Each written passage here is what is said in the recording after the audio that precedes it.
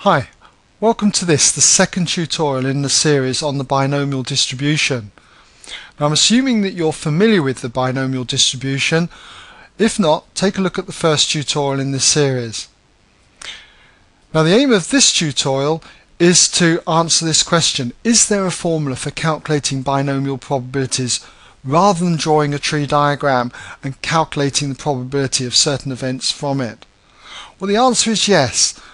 But in order to appreciate the formula, I feel it's important that we look at tree diagrams in a bit more detail. So let's start by looking at a particular tree diagram. Now here is a binomial distribution, one that we discussed in the very first tutorial, that of throwing a fair die 3 times over, looking for scoring a 6. If we score a 6, it's a success. If we don't score a 6, it's a failure. The probability of scoring a 6 is 1/6, and the probability of a failure not scoring a 6 is 5/6.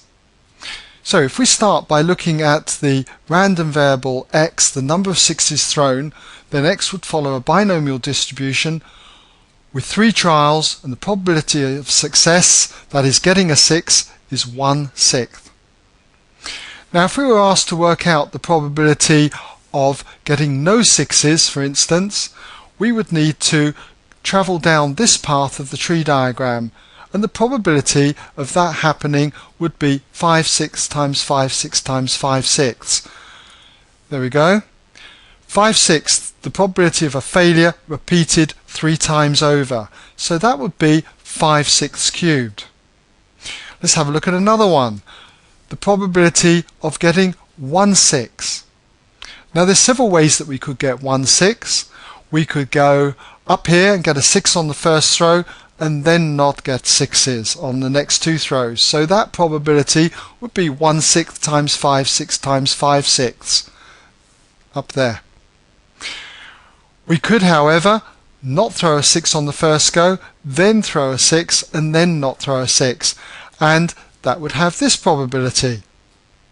And there's another path through the tree diagram. We could find that we don't throw a 6 on the first throw, nor on the second, but on the third, and that would have this probability. Now you can see that in each one of these brackets we've got the probability of success, that's 1/6 occurring once, and the probability of failure, 5/6 occurring twice. And this happens 3 times over.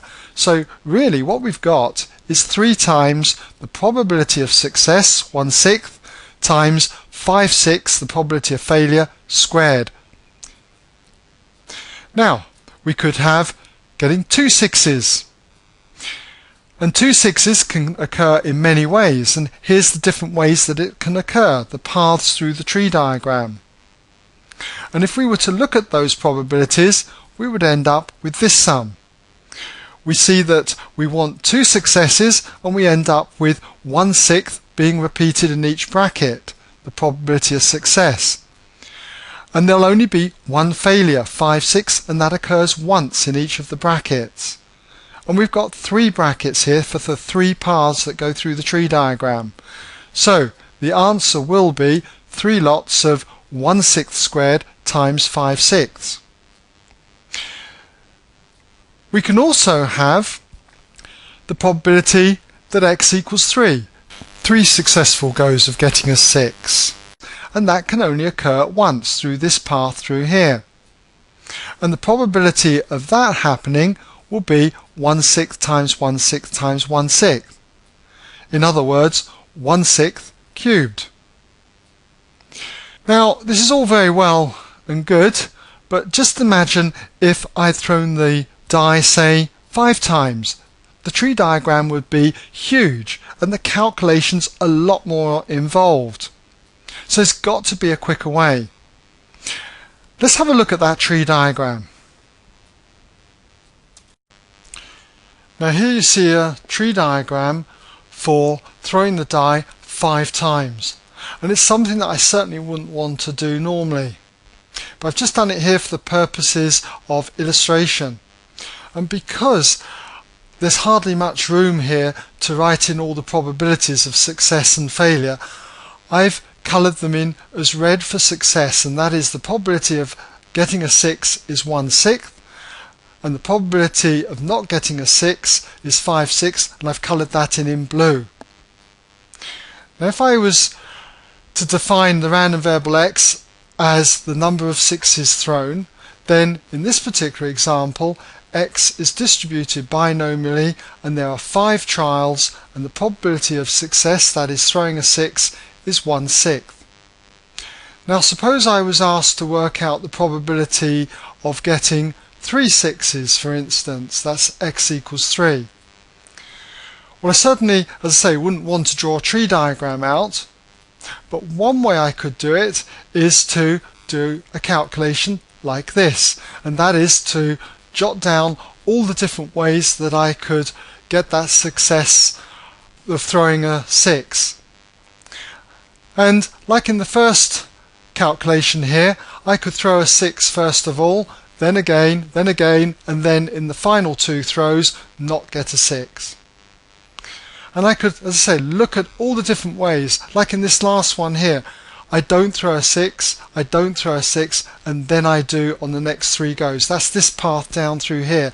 Not a 6, not a 6, then a 6, then a 6, then a 6. And you'll notice, I hope, that in all of these brackets you've got the same calculation. Although it's a bit muddled. We always get a success 3 times over, so that's 1/6 to the power 3. And we also have 2 failures, and that would be 5/6 squared. So, if we were given this question, the probability x equals 3, what I would know then is that in any branch or path, if you like, through the tree diagram, there would always be 3 successes. That would be 1/6 to the power 3. And because there's 5 trials, there must be 2 failures. So we've got a probability of 5/6 for a failure, and that would be occurring twice over. So we've got 5/6 squared. The only question is, how many different paths were there of achieving 3 successes through the tree diagram? Well, there is a quick way of figuring this out, and it's a button that you'll find on scientific calculators. It's a button called NCR, where N is the number of trials and R is the number of successes, in this case 3. So write that in as 3, and N was the number of trials, and in this case it is 5. So we'll find this button on the calculator, 5C3. So here is a typical scientific calculator, and on this calculator the NCR button is just above the division sign. So if I press 5C3, we'll go for 5, and then this particular calculator I've got to press the shift button, so shift, and then we do that, we get C, and then press 3 and equals, and we've got 10. It's telling me that there should be 10 paths through the tree diagram that give 3 successes. So this is 10 multiplied by 1/6 cubed times 5/6 squared. Are there 10 paths? Well, let's just find out. In that calculation we did, you'll notice I did that calculation 1, 2, 3, 4, 5, 6, 7, 8, 9, 10 times. Yep, there were 10 of these calculations. Alternatively, I could look at the paths through the tree diagram. There they are, 3 successes, there's 10 of them. I'll put the tree diagram back and take it off again, 10 paths with 3 successes. Okay, so all we need to do now is just work this calculation out, and if you do it on your calculator, what you should find is that you get 125 over 3,888. So that's the probability then of getting 3 successes. Now suppose, for instance, I didn't throw the die 5 times, but I threw it, say, 8 times. Then I'd have x as distributed binomially. There'll be 8 trials, and the probability of success would be 1/6 again. Now, suppose in this example I had to work out the probability of, say, getting 5 successes. I'd write 5, or I should really I would write x equals 5. Now I know that in any path through that tree diagram there would be the probability of success, which is 1/6, and that would have occurred 5 times over. There would have been failure, and that failure would have been a probability of 5/6. But because there are 8 trials and I have done the 5 times successfully, there must be 3 failures. 5 and 3 making the 8 trials. But how many different paths would there have been through the tree diagram? Well, I'd need to use the function NCR.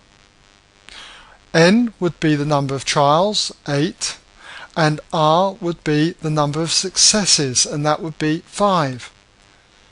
So if we use the calculator again,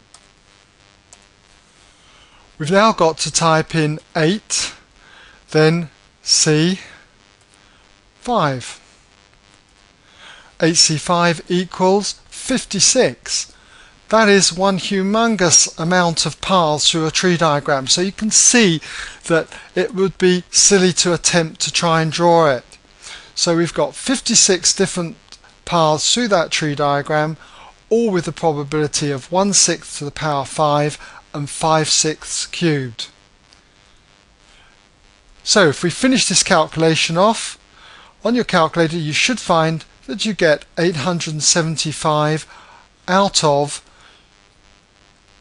209,952. Now in general, if we have a tree diagram where we have n trials and the probability of success is p and the probability of failure, which is 1 minus p, and I'm going to call it q, if we have a situation like this, then what we've got is x, that's the number of successes, follows a binomial distribution with n trials and the probability of success is p. Then the probability that the number of successes equals, say, r is equal to, well, we know that in any path through the tree diagram there's going to be a probability of success p, and that's going to occur repeatedly r times over. So that'd be p to the power r. Then there's the failures, and the failures occur with the probability q, and if we've got n trials and there are r successes, there must be n minus r failures. And the number of ways that this particular calculation can occur will be the number of paths through the tree diagram, and that number of paths is always given by NCR. So this is the general formula for working out the probability then of R successes. So that brings us now to the end of this tutorial. But in my next tutorial, what I want to do is show you how we can use this particular equation and work out the probability of being more than R or less than R, and also how to use cumulative binomial probability tables.